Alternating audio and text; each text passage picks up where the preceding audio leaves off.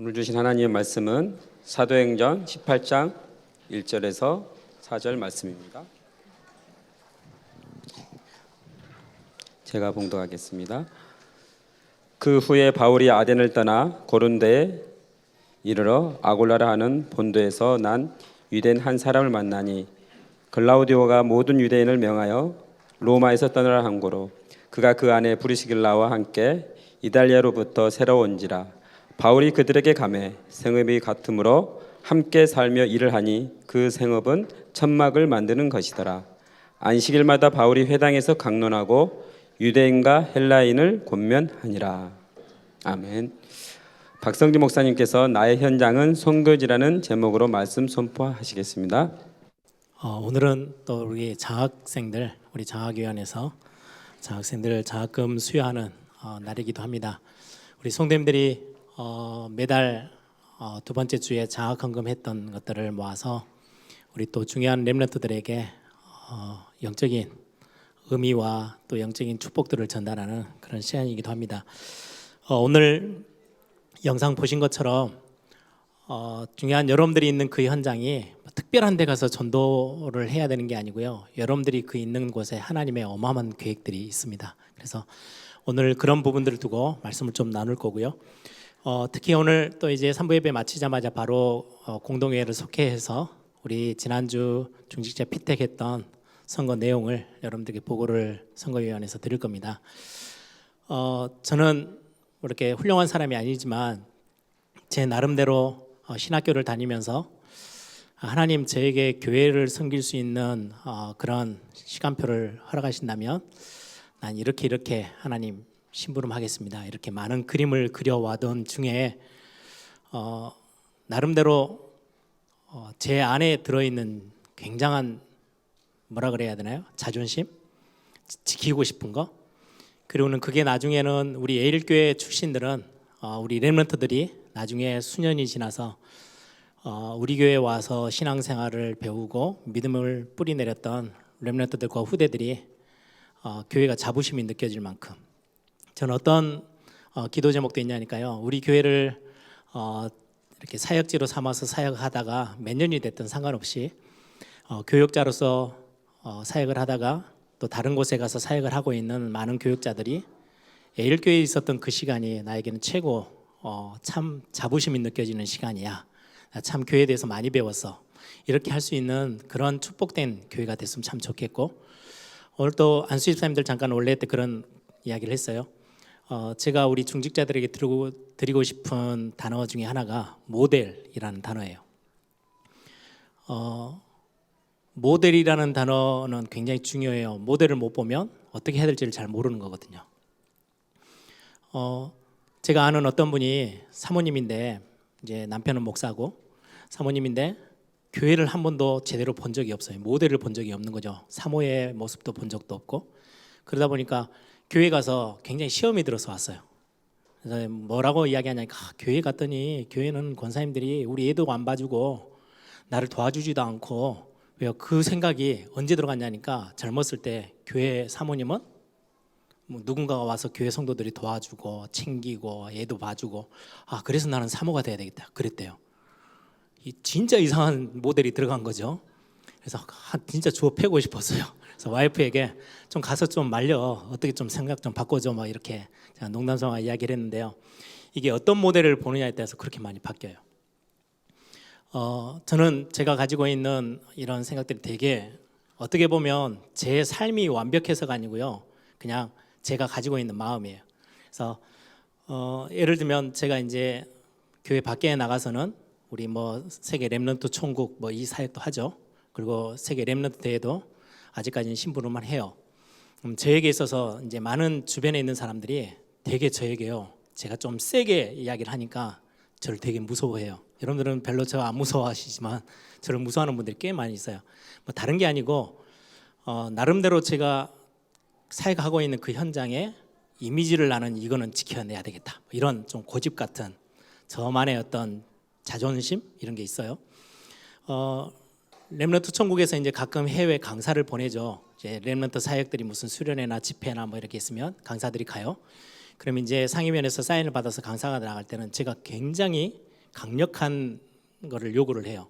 밖에 나가서 대표성 있게 가는 거잖아요. 렘넌트 천국에서 본부가 파송해서 가는 강사이기 때문에 가서는 절대로 이런 일은 하지 마. 그리고는 친한 사람하고 될 수 있는 대로 그 기간 동안에는 너무 친한 척도 하지 마. 왜요? 해외 나가 보면요, 내가 이 사람하고 막 친해서 있잖아요. 그러면 다른 교회에서는 되게 불편해해요. 그럼 원내스를 깨는 굉장히 중요한 그런 어떤 안 좋은 모습들. 그래서 필요하면 다 목사님들, 그리고 개인적으로 내가 어떤 렘넌트하고 되게 친해, 막 개인적으로 불러서 야 밥 먹자, 나 지금 차가 없으니까 어디 데려다 줘, 그런 거 절대 하지 마. 되게 제가 좀 세게 이야기를 해요. 어떤 목사님은 자꾸 거기에 걸려요. 그래서 한 번은 제가 그랬어요. 한 번만 더 이렇게 해서 소문이 나의 귀까지 들어오면 다시는 내가 추천 명단에 안 적어줄 거야, 막 그러면서 협박도 하고요. 왜냐니까 이거는 공식적인, 개인이 가서 그렇게 하는 거는 뭘 해도 상관없다고 저는 생각해요. 제가 세계 렘넌트 대회를 하면서 우리 많은 부서들 있잖아요. 제가 한 번은 저 거의 뭐 부서 맡은 분들이 다 목사님이세요. 그런 이야기를 했어요. 술을 먹고 안 먹고는 틀리고 맞고의 문제가 아니고 그건 개인이 선택하는 거지 나에게는 전혀 문제되지 않는다. 그래서 어떤 렘넌트가 너무 이제 원래 술을 참 좋아했는데 막 술을 참고 하다가 이제 큰 문제가 돼서 뭐 엄청 답답했나 봐요. 저를 찾아왔어요. 목사님, 진짜 어떻게 좀 이거 풀어야 되는데 어떻게 해야 될지 모르겠다고 막 그러더라고. 그래서 내가 봐줄 테니까 내 앞에서는 마음껏 먹고 다 퍼지면 내가 너 집에다 조용히 잘 데려다 줄 테니까 내 앞에서는 아무 문제 안 돼. 그게 문제될 것도 없고 그게 틀린 것도 아니고 맞는 것도 아니고 전혀 상관없어. 이런 이야기를 할 만큼 저는 생각외로 되게 복음안에 열려 있어요. 그런데 제가 대회를 하면서는 딱 룰을 딱 정했어요. 대회 이름으로 모이는 공식적인 모임에서는 술이 오갔다는 이야기가 단 한 번만이라도 들리면 다시는 그 사람하고 나는 일을 안 할 거다. 그거는 공식적인 전체적인 모임 속에서 하는 거예요. 개인을 제가는 어떤 문제, 왜요? 아니 나같이 이상한 사람도 하나님이 나를 은혜 주셔서 구원하셨는데 제가 뭐라고 여기에다 이 말 저 말 할 게 아무것도 없거든요. 그런데 공식적인 제가 섬기는 그 단체와 그 그룹과 그 교회는 저는 제 나름대로 자존심을 지킬 만큼의 굉장히 뚜렷한 그림이 있어요. 그래서 한 번은 그 문제에 이렇게 딱 소문이 들어오더라고요. 어떤 모임에서 이렇게 뒤풀이 하는데 그런 뭐 서로 술을 먹고 했대요. 제가 굉장히 세게 이야기했어요. 한 번만 내 눈에 이 이야기가 들리고 내 눈에 보이면 절대 같이 안 갈 거라고 막 협박처럼. 그 뒤로는 그 문제가 이제 다 숨어서 하죠. 저하고는 이제 절대 안 들키도록 제발 숨어서 해라. 왜요? 저는 그게 저의 자존심이라고 생각해요. 제가 부산에서 전도사를 할 때 제가 초등부 담당했거든요. 주일학교를. 한 번은 이렇게 초등부 2학년인가 3학년 됐는데요. 아이들이 자기들끼리 끼리끼리 놀면서 서로 막 싸우는 거예요. 그래서 제가 그랬습니다. 그 아이들을 불러다 놓고 교사들 전체 다 있는 데서 내가 이 교회에서 전도사로 주일학교를 맡아서 있는 동안 끼리끼리 해서 서로 마음 상처 주고 이렇게 하는 거는 절대 용납할 수 없어. 그럴 거면 옆에 교회 가. 우리 교회 안 나와도 돼. 왜? 옆에 교회에서도 복음 다 전하고 생명운동하고 하나님 말씀 다 전달하는 거니까. 그런데 내가 섬기는 이 교회에서 그 문제가 있었다? 그 때문에 부모님들이 불편해한다? 나는 봐줄 수 없어. 딱 끝이야. 다른 교회 가서 신앙생활해. 한 번은 제가 초등학교 2학년 아이들을 앉혀놓고 그 이야기를 했거든요. 그랬더니요, 그대로 그 문제가 다 없어졌어요. 숨어서는 하겠죠. 자기들끼리 속의 마음에는. 근데 그건 저는 그게 제 자존심이에요. 저는 에일교회를 두고 되게 프라이드가 느껴질 만큼, 자부심이 느껴질 만큼의 그림들이 있어요. 왜 제가 이 말씀을 드리냐니까 중직자를 피택하고 하고 모든 교회 안에 중요한 사역들을 할 때는요, 말이 오가요. 저도 제 체질상 다른 사람을 막 이렇게 뒷담화 까는 걸 되게 좋아하는 사람입니다. 그런데 교회 안에서는 안 해요. 제 대학교 때는요, 너무 속상하게 하는 사람들 있잖아요. 운동장에 제 친구하고 올라가가지고 밤새껏 그 사람 막 욕하고 막 하놓고요, 막판에 딱 기도했어요. 하나님, 우리가 살인을 미연에 방지하기 위해서, 다른 사람 미워하는 건 살인이잖아요. 살인을 미연에 방지하기 위해서 이렇게 우리가 뒷담화를 따는데 하나님 그를 축복해 주십시오. 또 안 그러면 또 죄 짓는 것 같아가지고 그 정도로 막 남의 말 하는 걸 되게 좋아하는 사람이에요. 저도. 그런데 저는 에일교회 제가 맡은 사역들 현장에서는 여러분들 결과가 나오고 나면 이런 말처럼 왜 저 사람이 됐지? 왜 저 사람은 안 돼야 되는데 왜 됐지? 절대로 편해지 마세요. 속으로 하는 거는요, 제가 모르니까. 네, 저는 그것 때문에 교회가 시험 들고 구멍이 생기고 틈이 생기는 걸 저는 너무 많이 봤어요. 아버님이 목회하면서 교회가 힘들어지는 거 딱 하나밖에 없어요. 교회 안에서 벌어지는 말들. 저는 그것 때문에 아버님이요, 금식하며 정말 하나님 앞에 몸부림치며 기도하는 모습들 너무 많이 봤어요. 왜요? 교회가 희청거리니까. 그걸 보면서 저는 제가 딱 그렸던 그림이 있어요. 내가 맡고 있는 동안에는 그런 일은 절대 없게 할 거야. 그래서 여러분들에게 오늘 좀 부탁을 드립니다. 왜냐하니까 오늘 결과 발표하고 나면 이 말 저 말 정말 또 많게, 왜요? 말하는 건 자유거든요. 그렇죠? 그거를 입을 틀어막을 수는 없어요. 그런데 저는 우리 에일교회 자존심이라고 생각해요. 후대들이 보면서요, 야, 이 교회는 좀 독특하네. 제가 중직자 헌금을 하는 거를 저는 뺐어요. 왜? 저는 하기 싫어요. 중직자를 뭐 권사를 하는데 얼마를 내라? 뭐 그거는 교회가 정하기 나름이에요. 근데 저는 제 자존심이 허락을 하지 않아요. 그거 없어도 교회는 충분히 우리 성도님들이 기도하며 헌금하는 그 헌금으로 충분히 교회는 필요한 대로 가. 없으면 안 하는 거고 못 하는 거지. 하나님 주시면 하는 거야. 중직자 세우면서 뭔가 그걸로 덕을 봐서 교회가 간다? 저는 제 자존심이 허락하지 않아요. 그래서 이번에 조건에도요, 어떤 많은 교회들은요, 장로가 되려면은 얼마를 헌금, 중직자 헌금에 하겠다 사인하면은요, 중직자 피택을 시켜줘요. 저는 우리 장로님들이 다 아세요. 그래서 처음부터 그냥 다 뺐어요. 왜요? 저는 나중에 50년 뒤에 100년 뒤에 우리 교회 후대들이, 야, 나는 에일교회 나온 게 너무 자랑스러워. 저는 그런 교회 만들고 싶어요. 그래서 여러분들이 중요한 시간표에 교회가 전혀 흔들림 없이, 또 중요한 행사가, 또 중요한 어떤 일들이 있었을 때 더 탄력을 받아서 하나님의 응답 속으로 더 단단하게 갈 수 있는 그런 교회로 여러분들이 그렇게 만들어 주시면 감사하겠습니다. 오늘 잠깐 같이 나눌 말씀은요, 제목이 여러분들이 지금 서 있는 현장, 이게 가정이기도 하고, 우리 학생들은 렘넌트들에게는 학교이기도 하고, 뿐만 아니라 우리 성도님들에게는요, 직장, 여러분들의 지역, 아니면 여러분들의 산업의 현장, 그게 나의 현장이에요. 이게 하나님의 말씀 앞에서는 뭐라고 말씀하느냐? 선교지에. 이 말씀을, 이 이야기를 누가 굉장히 구체적으로 언급했냐니까요, 요한 칼빈 목사님이. 우리 개혁교회 모든 교회들은 굉장히 중요한, 우리 개혁 교단을 말하는 게 아니에요. 굉장히 보수적으로 하나님의 말씀을 믿고 있는 종교개혁되어져서 다 가지고 있는 개혁교회들은 칼빈을 많이 따라오잖아요. 그 칼빈 목사님이 하는 이야기예요. 여러분들이 있는 그 모든 현장은 복음 전해야 되고 복음 들을 수 있는 사람이 준비되어져 있는 뭐라고요? 선교지라고요. 많은 렘넌트들 성도님들이 신앙생활을 하다 보면 사건을 만나고 많은 일들이 생기고 문제가 생겼을 때 흔들릴 경우도 있어요. 여러분들에게 절대 흔들리지 않을 하나님께서요, 정확한 답을 딱 주셨어요. 그걸 보고 신앙의 10가지 발판이라고 합니다. 발판이 든든하니까요, 흔들릴 이유가 없어요. 그걸 잠깐만 좀 살펴볼게요. 역대상 29장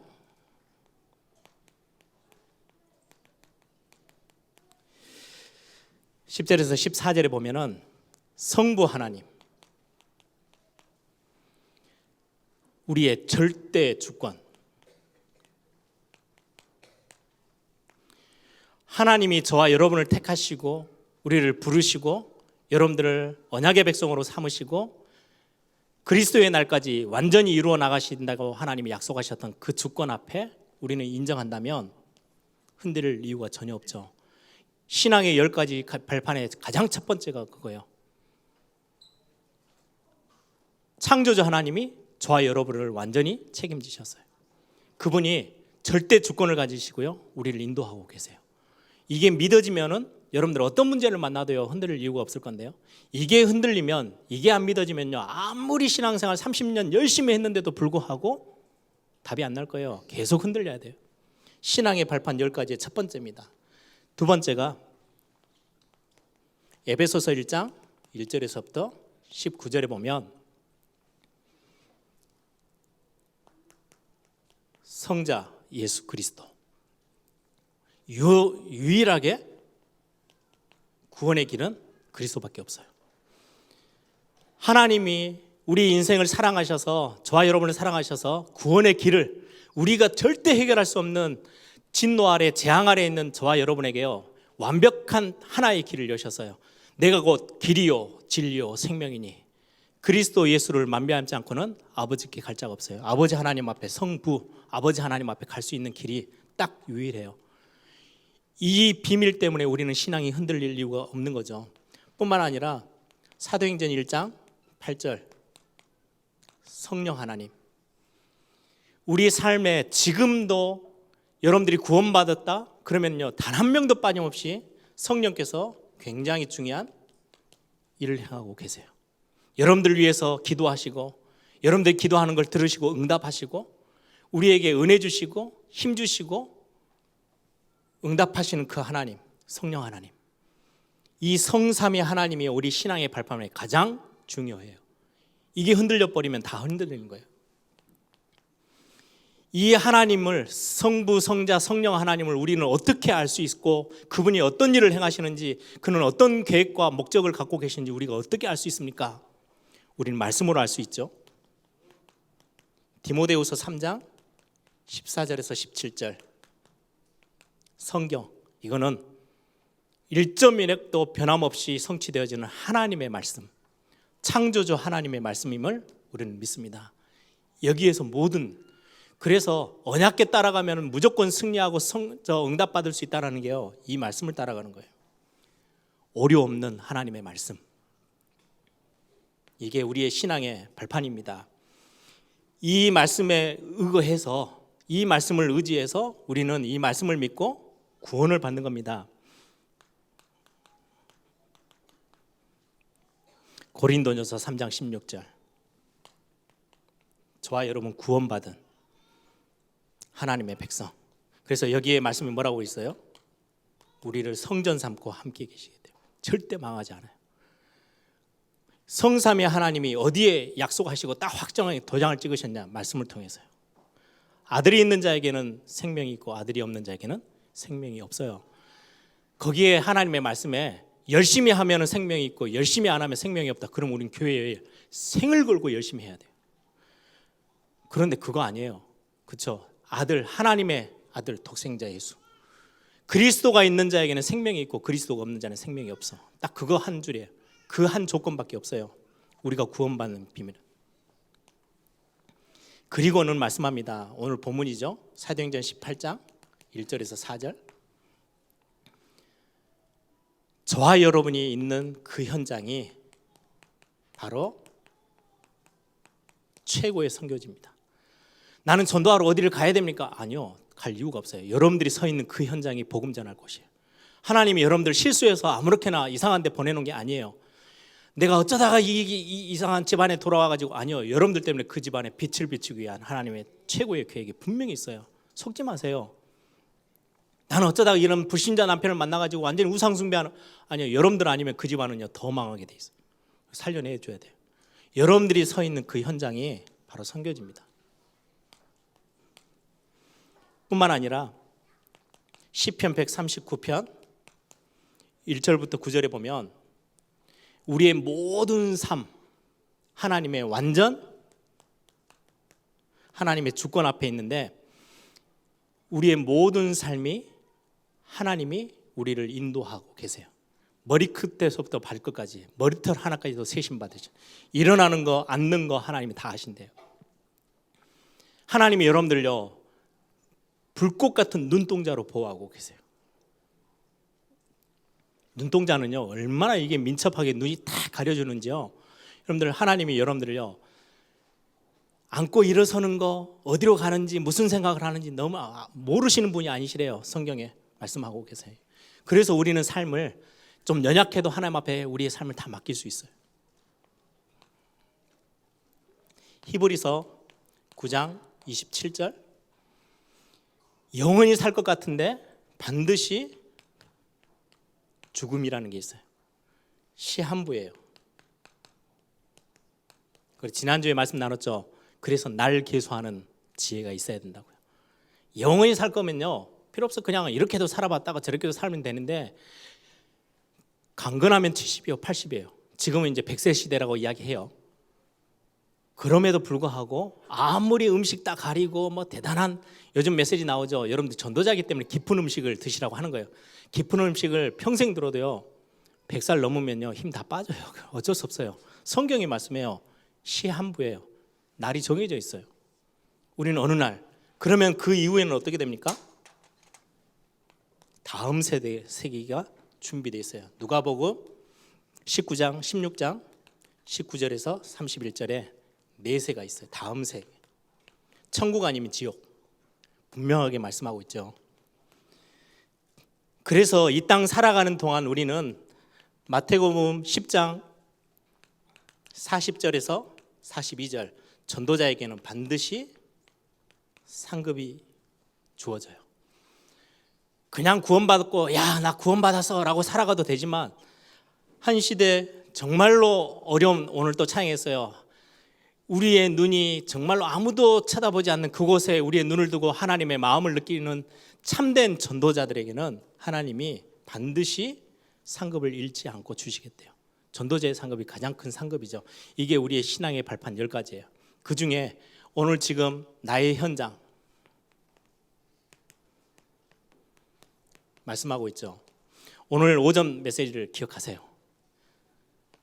우리는 세상 속에 흩어진 자들이에요. 그런데 흩어져서 세상 살릴 사람으로 하나님이 우리를 부르셨어요. 이게 저와 여러분이 현장에 서 있는 이유예요.